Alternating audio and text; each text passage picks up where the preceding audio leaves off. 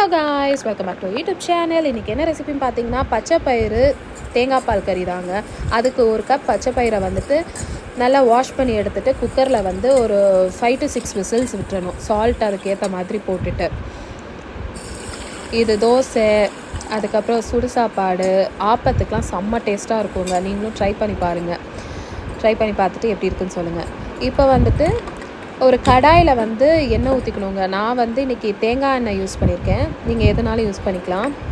நான் மோஸ்ட்லி தேங்காய் எண்ணெய் யூஸ் பண்ணுவேன் பசங்களுக்குனா. அதில் கடுகு, சீரகம், அதுக்கப்புறம் பெருங்காயத்தூள் போடணும். இது மூணும் பொரிஞ்சதுக்கு அப்புறமேட்டுக்கு கருவேப்பிலை போட்டு பொரிஞ்சதும் சின்ன சின்னதாக கட் பண்ணி வச்சுருக்கிற வெங்காயம், பச்சை மிளகா, பூண்டு இதெல்லாம் சேர்க்கணும்.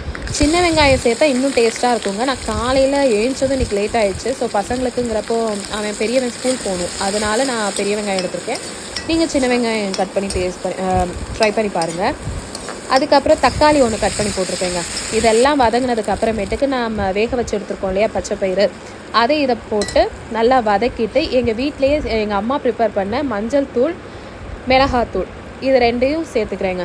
கொஞ்சம் தான் சேர்த்துருக்கேன். ஏன்னா என் பசங்க காரம் சாப்பிட மாட்டாங்க. நீங்கள் காரம் சாப்பிட்றதா இருந்தால் ஒரு ஸ்பூன் உங்களுக்கு காரத்துக்கு ஏற்ற மாதிரி போட்டுக்கோங்க. அப்புறம் சால்ட் போட்டு நல்லா மிக்ஸ் பண்ணிக்கோங்க. மிக்ஸ் பண்ணதுக்கு அப்புறமேட்டுக்கு இந்த மாதிரி கன்சிஸ்டன்சி எல்லாம் சேர்ந்து அந்த காரம் எல்லாமே அதில் அந்த பச்சை பயிரோட கலந்ததுக்கப்புறம் தேங்காய் பால் ஊற்றுங்க.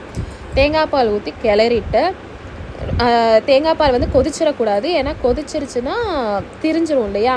ஸோ அதனால் நல்லா அந்த சூடு ஆனதுக்கப்புறம் மல்லித்தலை போட்டு இறக்கிட்டு சூடாக ஆப்பம், தோசைக்கெலாம் டேஸ்ட் பண்ணி பாருங்க.